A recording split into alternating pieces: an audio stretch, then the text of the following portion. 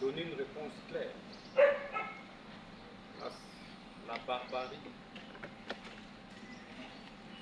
de l'agression rwandaise et en même temps au recrutement et à l'infiltration du gouvernement rwandais au sein de la classe politique congolaise, nous avons proposé la mise en place du bloc de résistance nationale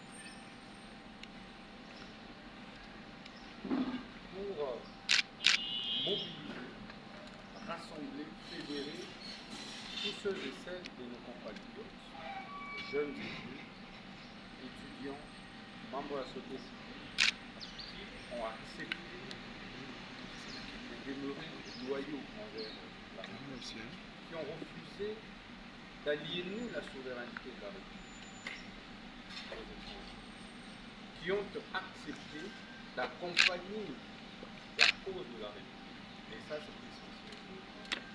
Je voudrais donc inviter le chef de l'État à rassembler tous ces compatriotes, opposition, majorité, société civile, parce que c'est l'avenir du pays. Vous savez, l'ennemi a choisi pour méthode de l'encerclement. L'ennemi a choisi pour méthode de l'infiltration. Et pour pouvoir y faire face, nous devons nous organiser à l'intérieur.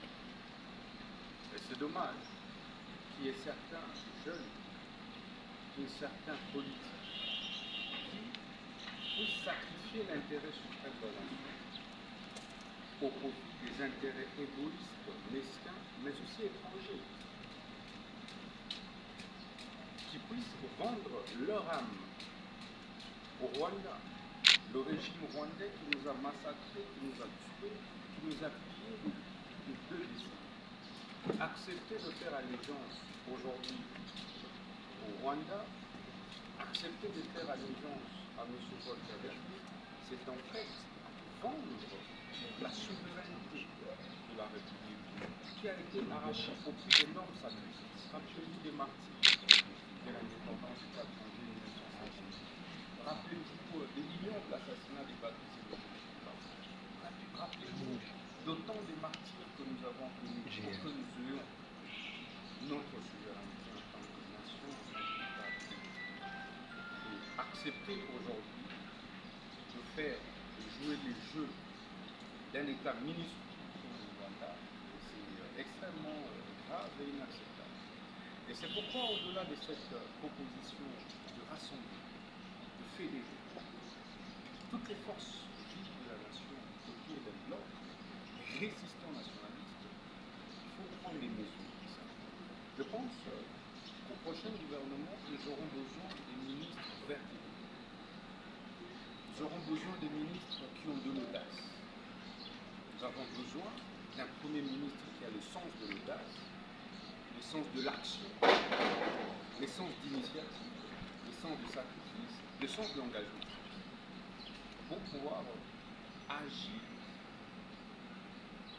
à temps réel et ainsi ôter hors d'état de nuire l'ennemi qui est déjà à nos portes. Vous savez, l'insécurité du pays n'est pas une question qui concerne l'opposition ou la majorité.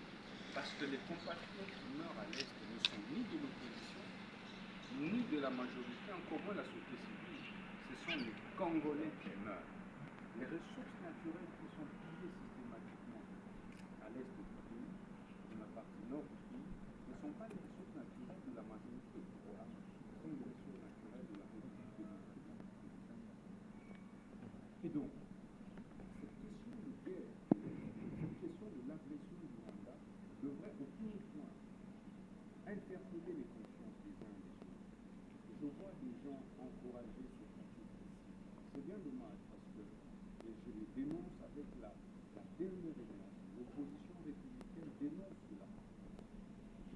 Il y a encore un groupe recrue du M23 qui sont ici à Kinshasa. Parce que c'est un réseau. Comment voulez-vous que 2-3 amis se retrouvent au M23 et que les autres avec qui ils conversent chaque jour demeurent en train de sans interférer, sans être interféré. Donc il est urgent que le ministre de la Justice congolaise prenne la mesure du danger qui guette la République et mesure le sens de ses responsabilités en tant que ministre de la Justice. Et que notre justice congolaise puisse accompagner les efforts de guerre de notre RDC et même de la République. J'ai entendu ce monde, c'est faire le Jaléno, c'est faire le régime en place et de soutenir les efforts de guerre du M23 contre l'M23. Non mais c'est injuste d'observer que sur la ligne de front, le chef de l'État se bat tout seul, et qu'il y ait certains dignitaires du régime qui se la poussent sans prendre les initiatives nécessaires. Interpelle tous les complices, les suspects complices qui se retrouvent encore ici à Kinshasa dans d'autres pays, de manière urgente, de vérifier, de retracer les différentes communications qui émises pendant cette période. Ceci va permettre, et vous le remarquerez bien, de mettre la main sur tous les régimes qui servent de relais malheureusement avec le régime sanguinaire. Et ils ont opté pour une stratégie, c'est d'annoncer leurs adhésions officielles progressivement.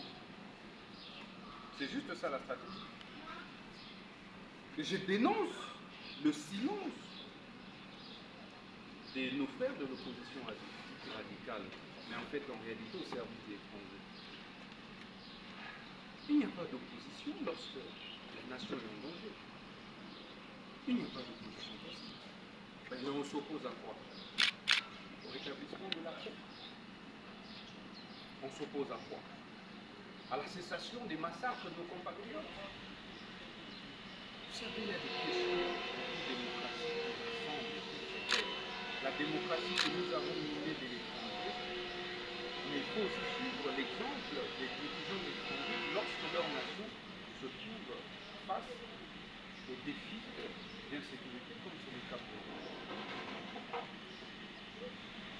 Deuxième action que nous proposons, troisième, donc la première, comme je l'ai dit, c'est rapidement au chef de l'État de fédérer. On ne le trompe pas en disant il y a une union sacrée qui a la majorité au Parlement, il y a l'opposition qui monte. Il faut rassembler et dénicher très rapidement des intelligences et des hommes d'audace, des patriotes pour pouvoir accompagner rapidement les efforts de guerre qui sont déployés par le RDC. Deuxième action, c'est la mise en moule. Il faut mettre en moule la machine judiciaire contre tous les compatriotes, d'abord compris suspects internes, qui n'ont pas encore été démasqués. Eh bien, ils sont là. Mettre en moule des actions pénales contre même ceux qui ont adhéré au M23, puisqu'ils sont congolais. Mais pourquoi est-ce que la justice congolaise n'arrive-t-elle pas à lancer de mandats d'arrêt international contre ces gens-là? En fait, un mandat d'arrêt international, c'est un avis de recherche en droit interne. Mais il faut ouvrir des actions judiciaires. Et que XY compatriotes qui a adhéré au mouvement terroriste se sentent concernés par une action qui a été ouverte. C'est-à-dire que quel que soit le moment et dans n'importe quel pays où ils se retrouveraient, et avec lequel la RDC serait en partenariat, en collaboration judiciaire, ben, ils seraient appréhendés. Quatrième initiative, c'est de pouvoir lancer des actions judiciaires, engager des actions judiciaires internationales contre Corneille Nangaa et sa bande, contre les compatriotes qui ont adhéré au M23 pour crimes de guerre, crimes contre l'humanité, voire crimes de génocide. Parce que le statut de Rome fait partie intégrante de notre arsenal juridique. Donc ils peuvent être poursuivis au niveau international en cas de fraude. Donc la CPI devait être saisie directement par notre État sur la base de l'article 13 du statut de Rome. Mais il est également possible que notre État saisisse directement la CPI contre M. Paul Kagame. C'est pourquoi, vous vous rappellerez de ma première question écrite, quoique le débat se soit posé autour de la compétence du bureau d'âge. Mais lorsque l'État est en danger, on ne respecte pas certaines procédures. Si aujourd'hui ces mouvements terroristes venaient à entrer ici à Kinshasa, vous allez dire que non, le bureau d'âge n'a pas de compétence pour pouvoir interpeller tel ou tel ministre. La justice congolaise devrait initier des actions du genre devant la CPI contre le président Paul Kagame. Et vous verrez, vous en verrez les conséquences. L'État congolais devrait rapidement, et ça c'est la sixième proposition d'action, saisir la CIJ, la Cour internationale de justice. Parce que sur la base de son acte constitutif en ses articles 34, 35, il est bien possible pour un État de pouvoir se plaindre contre notre État devant la CIJ. L'exemple le plus récent, c'est l'Afrique du Sud contre l'État israélien. Pour les massacres, pour les crimes qui sont perpétrés dans la bande de Gaza. Pourquoi ne ferions-nous pas ça? C'est de moyens de pression au niveau international pour en même temps soutenir les efforts de guerre de nos frères RDC et décourager pendant ce temps l'ennemi dans son élan de velléité expansionniste, dans son élan des crimes. Merci beaucoup pour la question. Honorable, j'ai entendu parler de poursuite judiciaire, c'est-à-dire la RDC puisse saisir les C'était la dernière proposition de l'expression de cette problématique d'adhésion et de recrutement au sein de la RDC en 2023. Le ministre de la Justice devrait retirer la nationalité à tous ceux qui trahissent la justice. Parce que la loi congolaise du 24 novembre 2004 portant sur la nationalité congolaise prévoit la perte de la nationalité congolaise par déchéance. Étant entendu que l'article 10 de notre Constitution prévoit l'hypothèse de la perte de la nationalité congolaise d'origine. Donc le principe de la perte d'une nationalité congolaise d'origine est consacré dans la Constitution. Le principe de la déchéance comme sanction à tous ceux et celles de compatriotes qui trahissent, qui tombent sous le coup de la haute trahison à la République, eh bien, tout ça, mais c'est comme dans tout village, vous le savez, dans le droit coutumier, le villageois qui tombe en disgrâce, le villageois qui se mécomporte vis-à-vis des valeurs ancestrales, coutumières de ce village-là, il y a une sanction. Généralement, ce villageois est banni du village. Et on les chasse, on dit tu n'es plus de ce village. Mais pourquoi un compatriote qui peut quitter Kinshasa, et vous le savez bien qu'il est recruté par Paul Kagame, ce dernier qui a clairement dit qu'il veut prendre une partie de l'Est du pays, et vous laissez ses compatriotes commencer à se faire appeler Congolais. Au nom de quoi? Donc l'opposition républicaine invite rapidement le ministre de la Justice à actionner les mécanismes de la loi sur la nationalité. Corneille Nantes a fait retirer la nationalité congolaise et tous les autres. vous verrez que cette rigueur va décourager certains compatriotes à continuer à se comporter ainsi, à trahir ainsi la République. Et votre question, vous savez, il faut dire que la diplomatie congolaise est agisse. Mais il y a plutôt beaucoup de faiblesses au niveau des animateurs. Nous n'arrivons pas à utiliser tous les outils diplomatiques à notre possession. Je crois que c'est ça le vrai problème.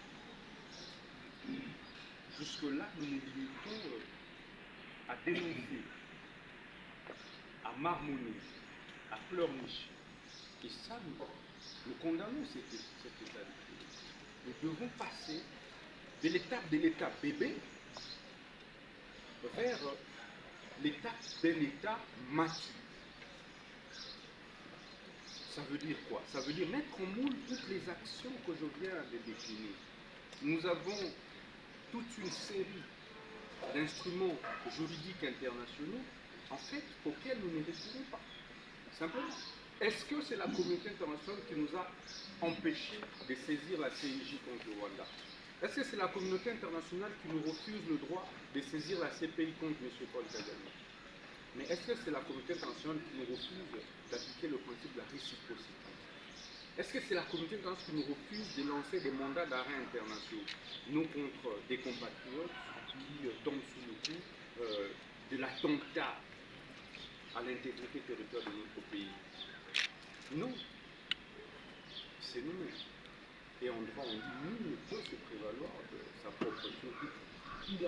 En droit international, il n'y a que des intérêts. Il n'y a pas d'amis. Les relations internationales sont basées sur le volontarisme, même le droit international. Il est basé sur le volontarisme, sur l'action. Et il revient à nous d'avoir un bon ministre de la Justice qui agit, qui a de l'énergie, et qui a du courage, de l'audace. On a besoin d'avoir un bon ministre des Affaires étrangères qui a le sens de l'action, le sens de l'audace, le sens de l'engagement. On a besoin d'avoir des ministres forts qui vont chacun agir dans son domaine, mais dans le sens de ramener la paix dans la patrie.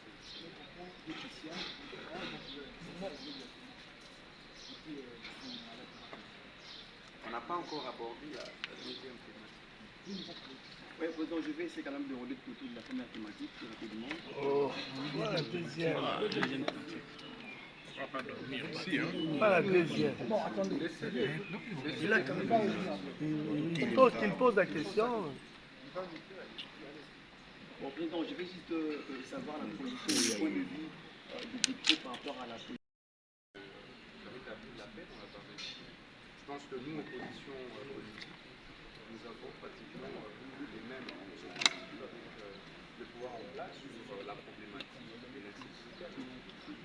L'objectif, il est simple, c'est le rétablissement de la paix, quels que soient les moyens. Le plus important, c'est la paix. Et donc, si les efforts diplomatiques qui sont déployés par le gouvernement à travers le chef de l'État peuvent amener le Rwanda à retirer ses troupes du territoire congolais, nous allons appeler.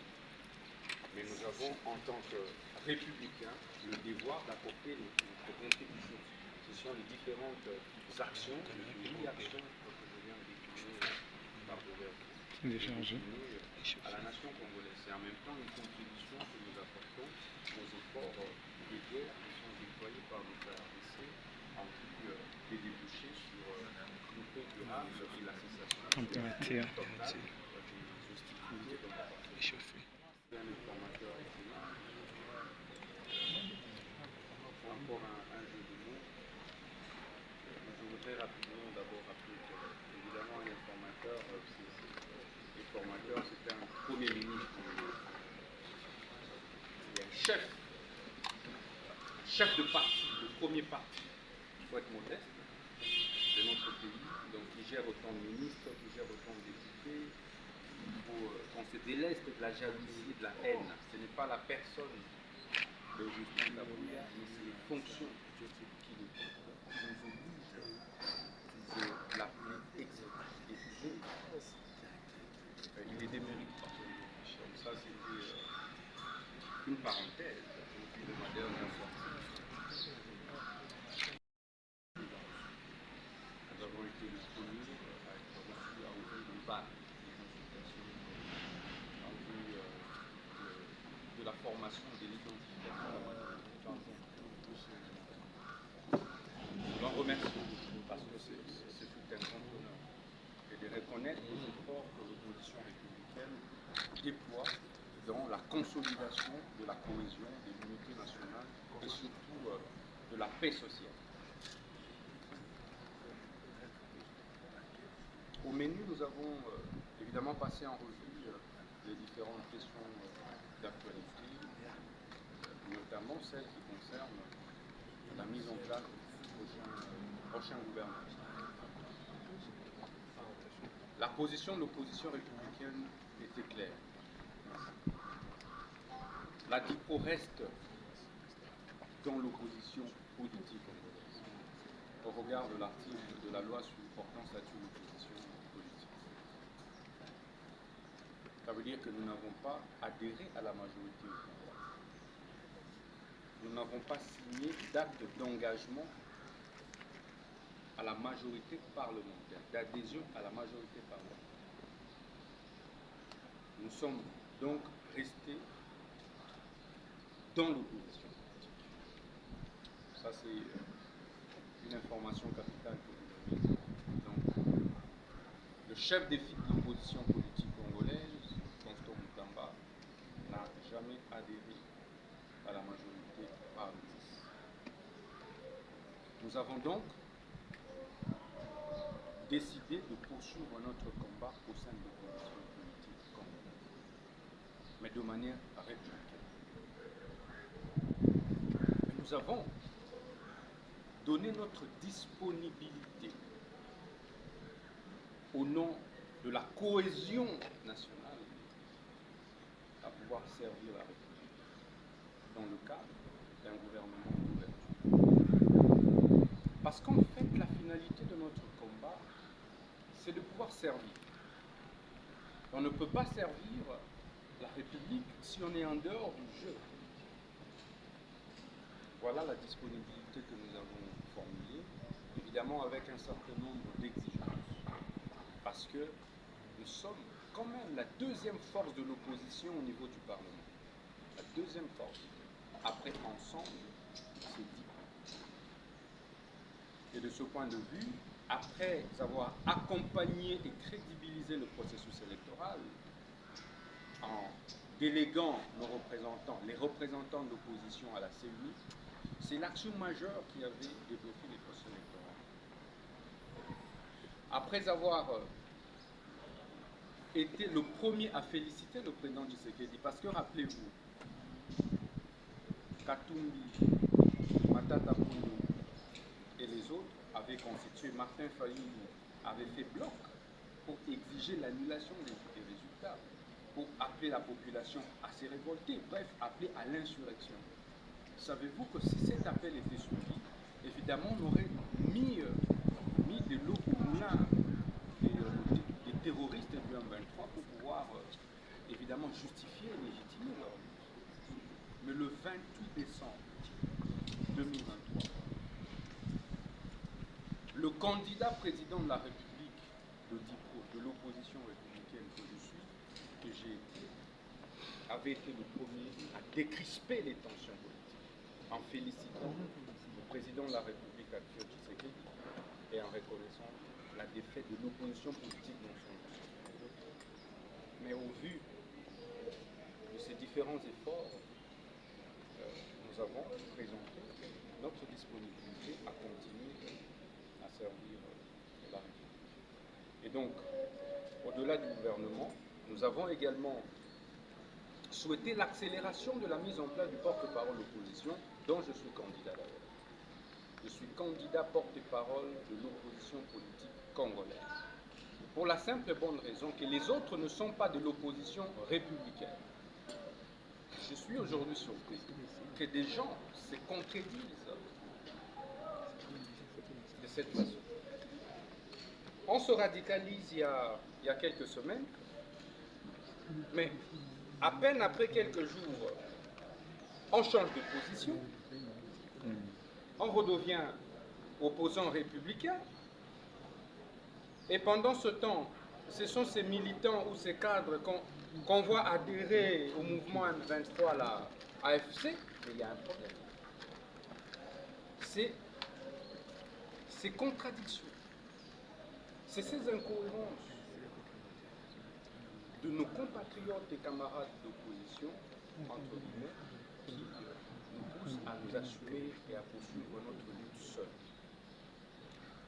Et donc, nous souhaitons que vraiment à la session de mars, le processus de désignation porte-parole d'opposition soit enclenché, afin que le DIPRO puisse présenter sa candidature à ce vote. Nous avons également sollicité que la minorité de l'opposition au sein de l'Assemblée nationale soit protégée. Comme vous le savez, l'opposition a droit en principe à être représentée au sein du bureau de l'Assemblée nationale. Nous avons également demandé à l'excellence monsieur l'informateur, Augustin Kabouya, à l'époque, de pouvoir garantir la représentation de l'opposition au sein du bureau de l'Assemblée nationale. Et cela a été foulé dans un cahier des charges que nous lui avons transmis avec un certain nombre de détails que je vous aurai malheureusement.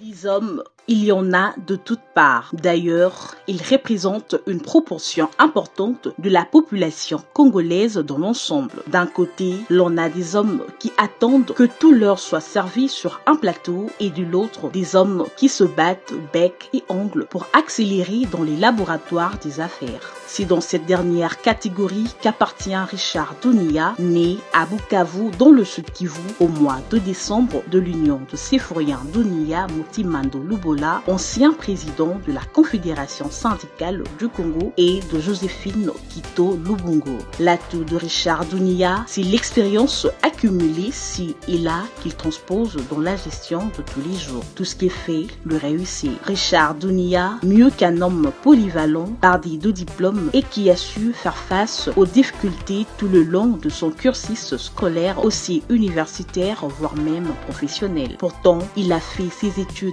primaires et secondaires à Bukavu et à Kinshasa. En poche son diplôme d'État, Richard Dounia est inscrit à l'université de New Delhi en Inde. Il sortira quelques années plus tard licencié en informatique générale appliquée. De fil en aiguille, Richard Dounia, ce passionné du tourisme, a tenu à tout prix à réaliser son autre rêve.